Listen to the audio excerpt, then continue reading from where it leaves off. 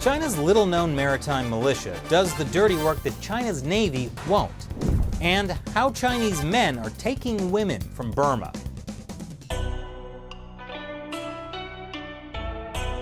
Welcome back to China Uncensored. I'm Chris Chappell. China's Navy is one of the biggest in the world, with about 400 warships and submarines. These ships belong to the People's Liberation Army Navy, or PLAN. It's part of the armed wing of the Chinese Communist Party. And the People's Liberation Army Navy are the big boys with the biggest toys. And the biggest hammer and sickle. The Navy's main job is to protect China from hostile foreign invaders, like the evil British, and to be prepared in case they need to, invade a neighboring island. The Communist Party also has a second military force at sea, the China Coast Guard, which is run by the People's Armed Police. That's China's paramilitary police force, which is run by the Central Military Commission. The Coast Guard's job is domestic law enforcement, which for China, I imagine would be mostly cracking down on Chinese dissident pirates. Arrgh. The Coast Guard also does search and rescue missions, at least when the state-run media cameras are rolling. And the Communist Party also has yet another military force at sea. This third branch is the little-known People's Armed Forces Maritime Militia, or PAFMM. With an acronym like PAFMM, you can't really blame them for low brand recognition. Definitely the worst acronym and also the worst ships. These maritime militia ships are typically civilian ships, often with crews of fishermen.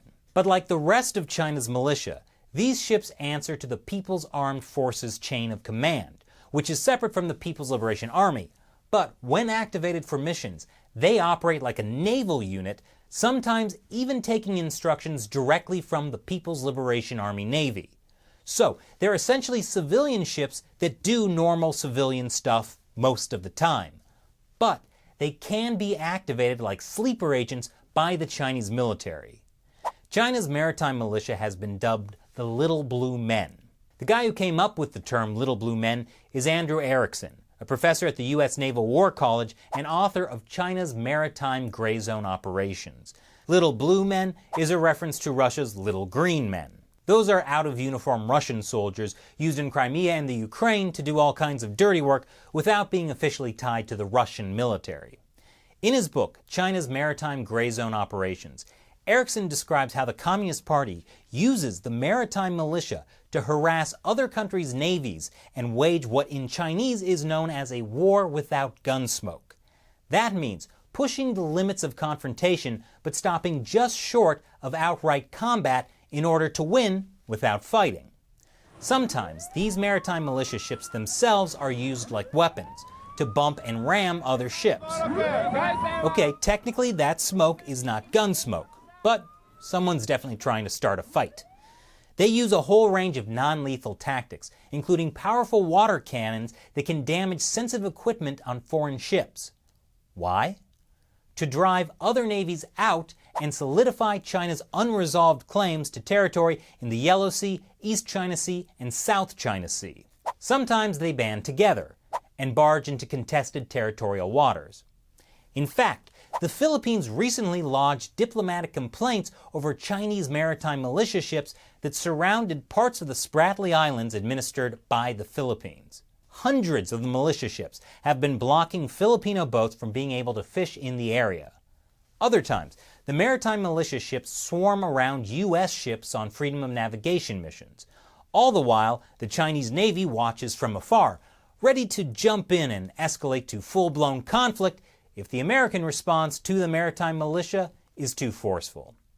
China's Navy is bear-hugging the U.S. Navy to learn more about our best practices, talking the talk of a good cop while the bad cops, the Coast Guard and the maritime militia, are doing the dirty work in the East China Sea and the South China Sea. The big danger is that one of these maritime militia boats might go a little too far in its role as the bad cop.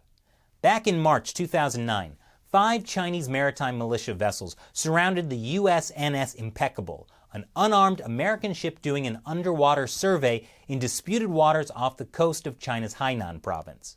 These vessels shadowed and aggressively maneuvered in dangerously close proximity.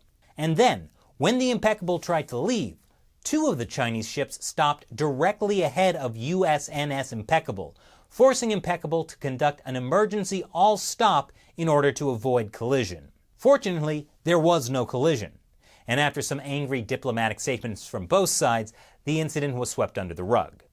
But what if it happens again?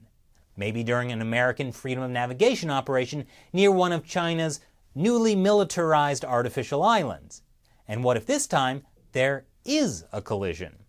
Even if it's accidental, if a crew member on either side is killed, it could quickly escalate past the point of diplomacy.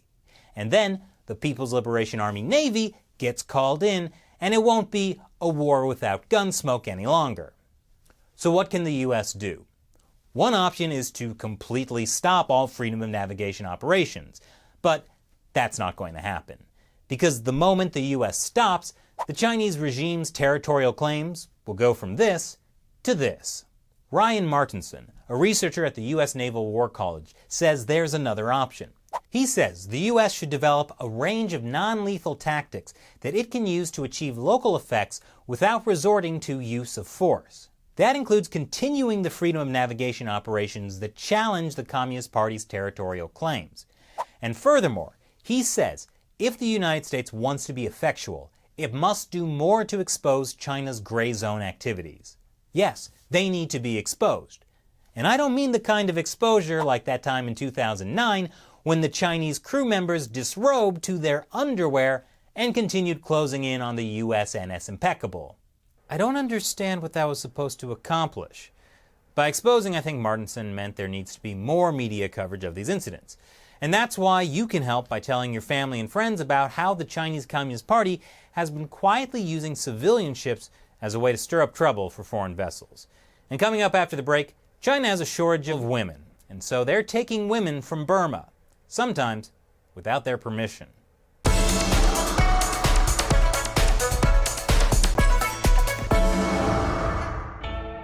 Welcome back to China Uncensored. I'm Chris Chappell. Myanmar, the country formerly known as Burma. And as you can see, it shares a border with China. And it's full of women. Or, about 50% women. Which is a lot more than China, where decades of population control has resulted in 30 million fewer women than men. And that's resulted in a thriving sex trade between the two countries.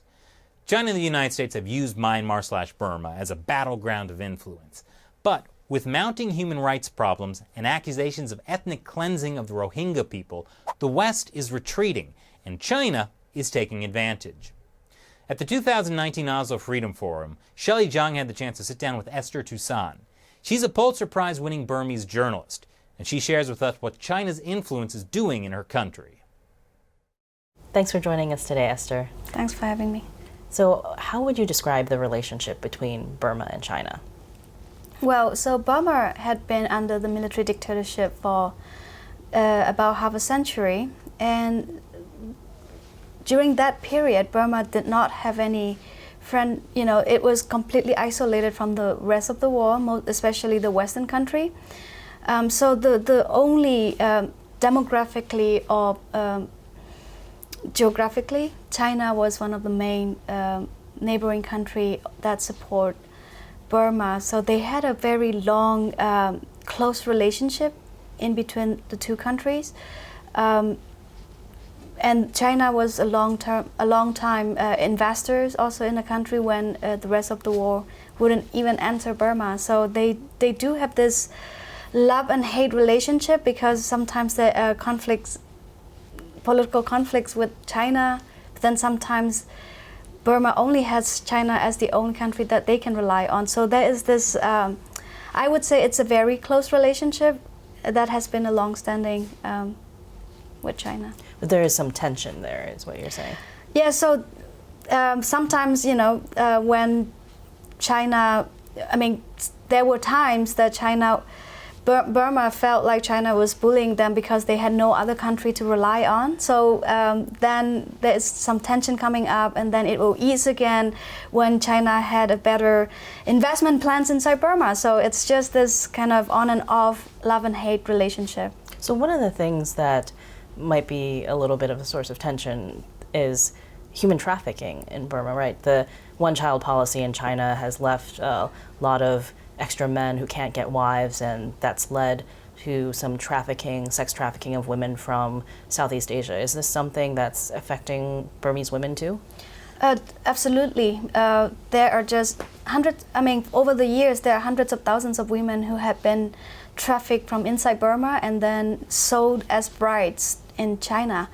And it has become a very lucrative illicit trade, cross-border, not only just Burma, but also other Southeast Asian nations that border with China. So the biggest problem is that China initiated this one-child policy a long time ago, and to balance out their male and female population, it's going to take a long time because they did it for so long that they had imbalance women. There's something like 30 million more Chinese men. Exactly. So they need more women for those men to get married because they don't have enough women. So what happened is mostly Southeast Asian countries, particularly the more poor area that is bordering China, like Burma, for example, northern and northeast Burma, many of women along this border have been trafficked for many times. For example, I did a few investigative stories about women who had been affected by Burma's internal conflict, and then they were fleeing closer to China border and ended up getting trafficked and sold as brides in China. So it's a very regular kind of incidents, and it's a very big issue inside Burma at the moment. So you said hundreds of thousands of women. Over the years, right. So is this something that the Burmese government is talking about, or is it more off limits because it has to do with China? So when it comes to human trafficking issue, it is less political. Mm-hmm. So there are things that the Burmese authorities try to stop, but the problem with Burma is the rule of law. It has a very weak implementation of rule of law, and particularly along the border region, there's no influence of legal protections, or there's no control over by the central government along the border. So it's more difficult for the government to implement, trying to stop human trafficking. Or also the Burmese government has long been famous for incompetence to actually try to stop this kind of issue. So it's still ongoing. They seem to be doing better job trying to stop this kind of human trafficking, or even trying to get involved in going to rescue some women who had already been trafficked. But the problem is the Burmese government is not that willing to really use their manpower, or to rescue these women, or to actually stop this issue, because it to me as a journalist, it seems like the authorities don't really care. Is there a way for these Burmese women to escape once they get to China? Can they get back?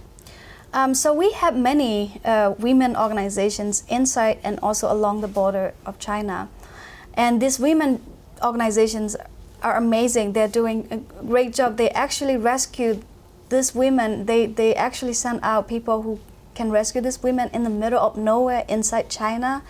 It could take days, it could take months, sometimes it takes years, but they don't give up. They actually try to go and rescue. So that's amazing that they can get these women out. Sure. Yeah. So we're talking about border issues with Burma and China, and Burma shares a pretty substantial border with China. Do these, and you talked a little bit about people kind of fleeing conflicts. Are there Burmese refugees that go into China, and how does China deal with that issue? So as you said, there's a substantial border sharing along Burma and China, and it's mostly in the east and northeast of Burma. And along those borders, we had ethnic conflict that's ongoing for decades. It's been ongoing along the border, where ethnic minority groups have been fighting against the central government for indigenous rights and self-determination, even since right after British colonialism. And China, of course, when there's conflict along the border, it produced quite an incredible number of refugees, many people fleeing from conflict, and for many civilians along the border, they don't feel safe to run into the Burmese government control area. For them, they'd rather flee into China, so most of them crossed into China.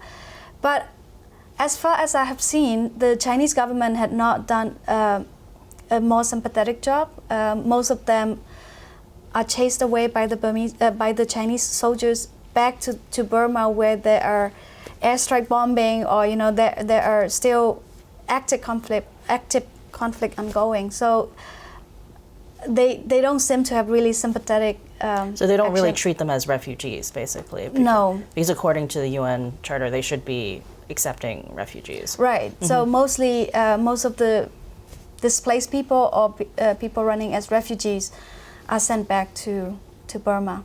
I had read something about China actually supporting militias in part of Burma. Is that true?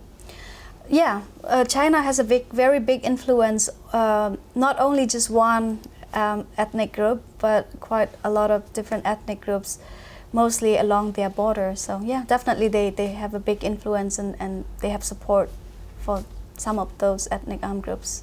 Can you tell me a little bit about what's happening with the militia groups in the Wa state along the border with China?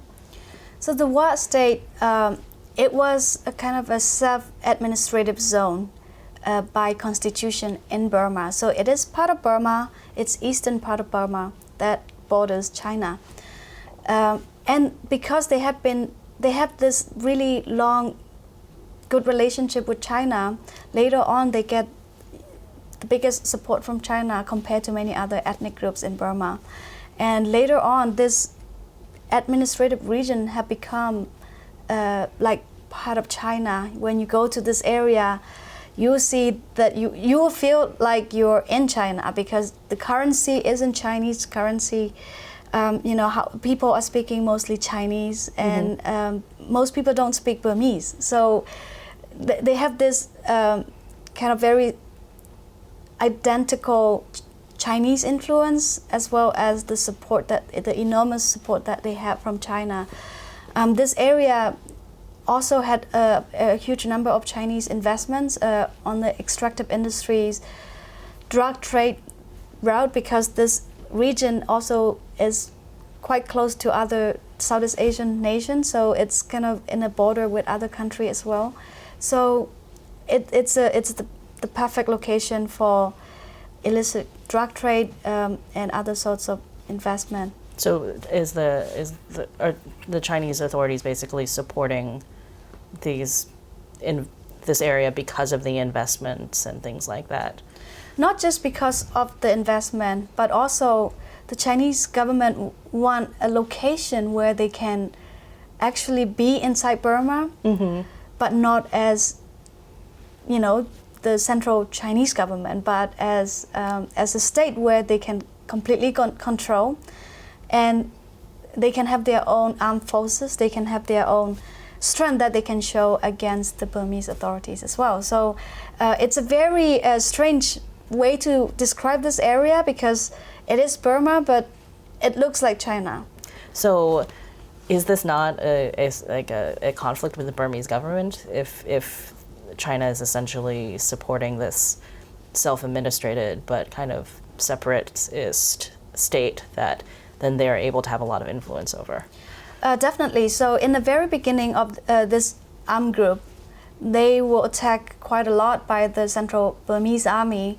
But later on, when they get support from China, they had the strongest armed forces among any other ethnic group. So the Central Burmese government don't usually try to provoke this particular group. They feel like if they provoke this ethnic group, it will look like they are provoking the Chinese authority as well. So, there's just this very strange relationship with this group, with the Central Burmese government.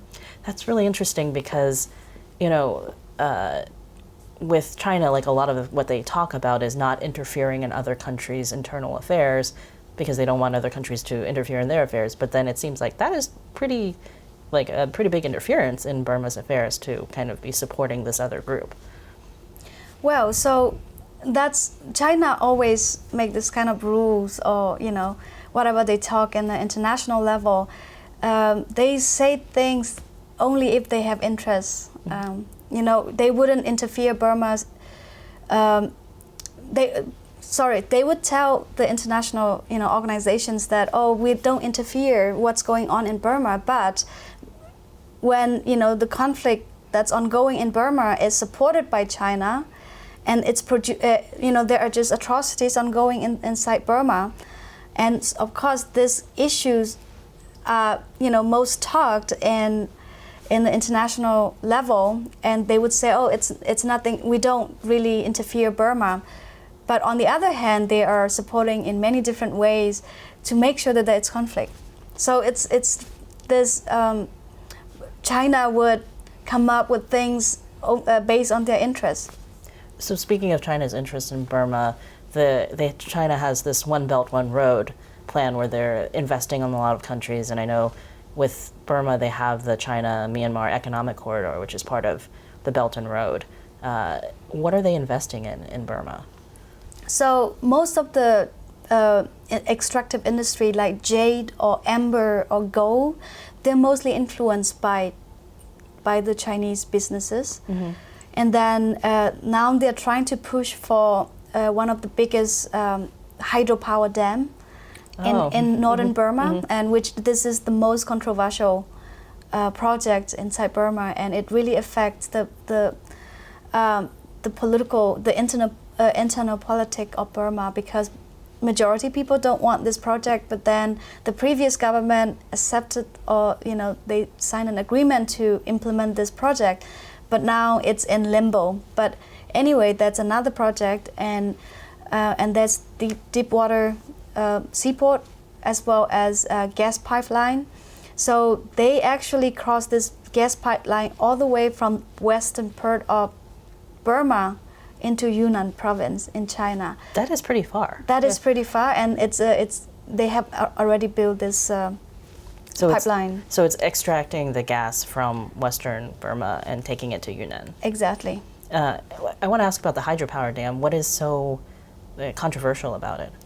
Well, so the problem is that the Chinese company did not come up with what if there is an environmental damage that occurs in Burma when they build this dam, because it will be in the most northern part of Burma, and then if something happened, thousands of people could die along the way, all the way down to the south. So people are really afraid that also at the same time, most Chinese investment inside Burma, so far that we have seen, it's not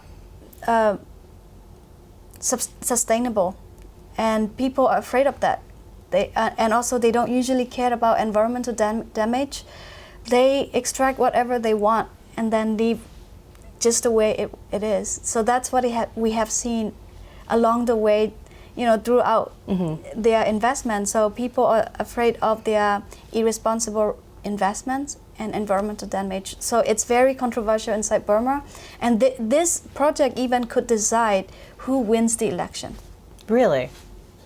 So China could, in a way, have a huge effect on Burma's next election, is what you're saying? Definitely. Is this an issue that people talk about inside Burma, like China's influence on Burma, these investments? They do. So we have like groups of civil society who, try to make investment responsible, or try to make development projects for local people.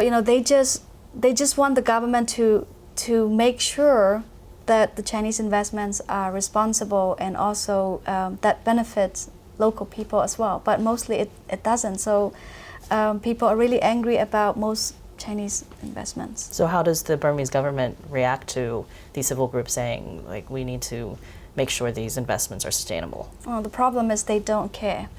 For them, it is more important to have a better relationship with China than listening to civil society groups. And probably the money is pretty important too. Definitely, particularly during the military government, money is the main thing. They had never used whatever they earned or the revenue from the country just for their. It all went to their pocket. It was never really spent for the good of the people for a long time. So it's a habit. It doesn't go away overnight, but it still is ongoing. So let's talk about one of the things that was really in the news with Burma lately, the Rohingya issue. And a lot of other countries had criticized the Burmese government's treatment of the Rohingyas. But what was China's stance on that? Well, as a long-term friend and a neighbor, they, of course, always support the Burmese military or the Burmese government. Well, when you look at China, China is not the best example of respecting human rights. Mm-hmm. So, of course, for them, when a bunch of people get killed or when nearly 1 million people fled to another country, yet they don't want to criticize the Burmese government because they don't want to be friended with the government. So they always protect the Burmese government at the United Nations or at any other level. So it's very awkward that one of these very powerful countries would just support really ugly atrocities. So do you think that's giving, China's support is giving Burma the ability to kind of push back against other countries? Absolutely, particularly the West. The other problem with China is the reason why they're protecting Burma is because they don't want Burma to lean onto the Western countries. For example, Burma opened up a little bit more from military dictatorships in 2012. They opened the door to the West, so we started having Western countries coming into the country, into Burma, and China did not like that at all. So for them, they want to keep Burma for themselves as much as possible. So by protecting the Burmese authorities who committed gruesome atrocities against minorities in the country, for them, they know that Burma will be on their side when they protect them on the international level, when the whole world is criticizing Burma. So, yeah. So they're back to being Burma's biggest friend then. Exactly. Thank you so much, Esther, for talking to us. Thank you.